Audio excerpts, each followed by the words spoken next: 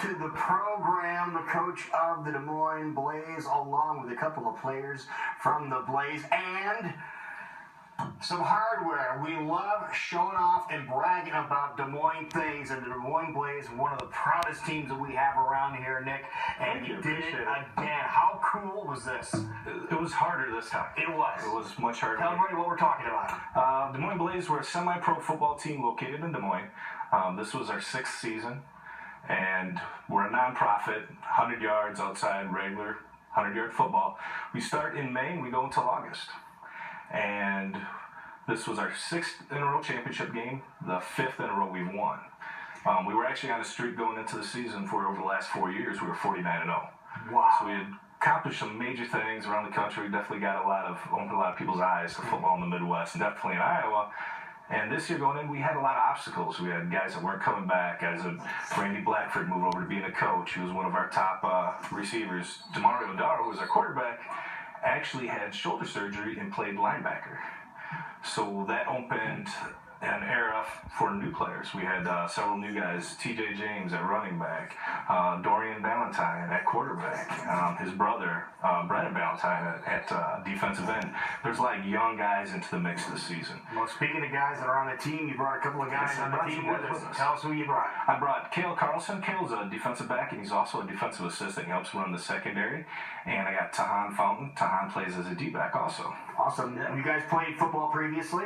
Yes. Where did you play, Tahan? I went to Iowa State for a couple of years, and then I transferred to Moines College, so that's where I finished. What years were you at? I was at Iowa State 2008 to 2011, and then Morningside from 2011 to 2012. Okay. What about you? I graduated from Ogden High School in 2002 and went to William Penn University. Oh, there you go. Yep, graduated 2007 and been playing with the Blaze ever since. Oh, you have? So, so you were still in relatively good shape? Yes. And you got back in. Now, Tahan, did you have to get yourself back into shape, or did you just stay in shape? No, I stayed in shape. It pretty much that the year after I graduated in December, so tryouts were in January, and it was back-to-back. I was pretty much in shape for that. What makes playing for the Blaze so intriguing to you? Well, personally, I think what makes us the most successful is all of us guys understand that the whole is greater than the sum of its parts.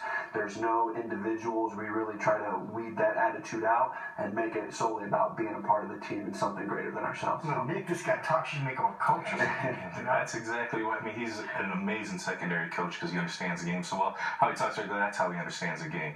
So he fits so well into our defensive scheme. Now, what's that like? You know, you're playing with the guys that are out there, but you also have to be the person they listen to. How does that work? Well, it works out pretty well for the most part. I try to lead by example as much as I possibly can, showing how to it makes demonstrating drills a lot easier. I would imagine it would. Yeah, I'm sure it would. Yeah. But no, all the guys respond pretty well, and everybody just wants to get better and make it and be, participate in the team. So. All right. Now, obviously, there's always room for improvement, no matter what type of team you have, and you're always looking for some people, aren't you? We're always looking for people, and speaking of that, we have our tryouts this weekend. Mm-hmm. Once again, we're going to be at the Pella Rec Center. The nice thing about Pella, they got a great facility at the Pella Rec Center. It's indoor, it's turf. It's going to be this Saturday from noon to 2. All you got to do is bring your shorts, a shirt, cleats if you have them, indoor. And it's only a 2-hour window, so keep that in mind, folks. If you plan on traveling there, and there is a $30 registration fee, right? Correct. And so you want to make sure people are serious about this and not just coming out there messing around and wasting everybody's time. So you want to be serious about this. Now, because you had a couple of athletes that were out there last year that gave it a shot and didn't quite live up to the expectations of what the Blaze had to offer here. I think we just missed the cut. Now, here's just somebody showing off, I can kick a football. Big deal. All right, so now here's some pros giving it a shot here. Couldn't even get it over to past the guy here catching it. I was trying to boot it over his head. Didn't quite work. Here's Parkins. How about that? Let's see. Now, here we go. Put the gloves on. Okay, that's how you get serious. Okay, now you know you're getting serious when you strap on the gloves. And then one more time. I think it's the good one. Yeah, Parker gets it too. So again, we did make some pretty cool catches, and it was a lot of fun giving that a shot. But what type of people are you looking for to come out? People that want to play football. It's got to be for the love of the game. We do have athletes that come out that want to move on to another level. Guys looking to aspire to be an arena player. But all you have to do is have the drive to play football. You don't have to have great experience.